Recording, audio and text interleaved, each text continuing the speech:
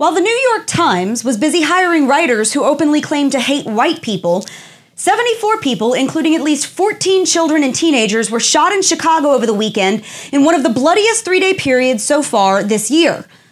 All because liberals would rather whine about white privilege than actually address the problems in black communities.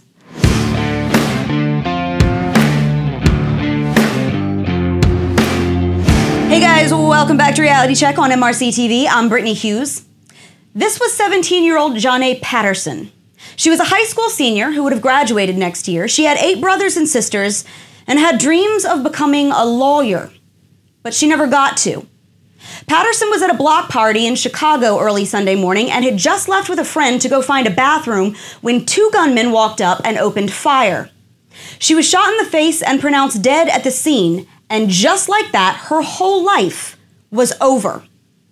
An 11-year-old boy and a 14-year-old boy were both shot in the leg and hospitalized. A 21-year-old woman was shot in the arm and the back and rushed off in critical condition.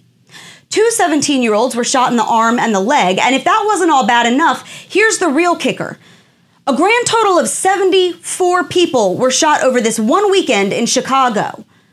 11 of them have died so far. 8 of them, including a 14-year-old girl, were shot after attending a funeral. 40 of them were shot in one single 7-hour window on Sunday morning. Here's the scene outside of Stroger Hospital, filmed by a local NBC reporter, as families began learning whether their loved ones had survived.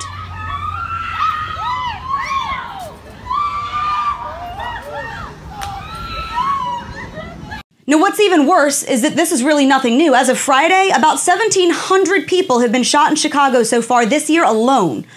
Almost every one of them was black. Many were kids or young teens hit by stray bullets from gang members who've taken to just indiscriminately firing into a crowd. So now where's the national news media? Where's Al Sharpton? Anybody seen CNN around? After all, they're awfully concerned about black people, right? See, they'll spend 4 days talking about Roseanne Barr's racist tweets, but when it comes to actual violence affecting black communities, like, teenagers getting shot in the face every few hours, suddenly all their pundits are busy. They don't want to hold a national town hall about that, and here's why.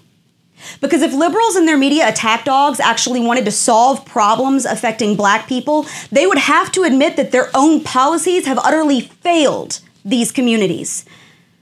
The left has controlled Chicago for over a century. It's former President Obama's hometown. It's still run by Rahm Emanuel, supposedly one of the left's greatest champions for social justice. It's got some of the highest welfare spending and strictest gun control laws in the country. More than 30% of black residents in Cook County are on food stamps. By all accounts, it should be a liberal fortress of peace and harmony and free stuff, where everyone's getting the help they need and no one is falling through the cracks. Right? How well has that worked out for black folks in this cesspool of gang violence and poverty and misery? Because, see, it seems an awful lot like Black Lives Only Matter to the left when they can toss a catchy slogan on a cardboard sign and stomp around screaming about Trump and the cops and white privilege and whatever. But black lives don't seem to matter much when they're lying dead in a ditch from a gunshot wound because their city's gone to hell in a handbasket thanks to liberal policies. Policies designed to keep poor people poor so that they'll be grateful for the scraps that the left tosses them. White privilege didn't shoot 74 people in Chicago this weekend. Nazis didn't leave Janae Patterson with a bullet hole in her head.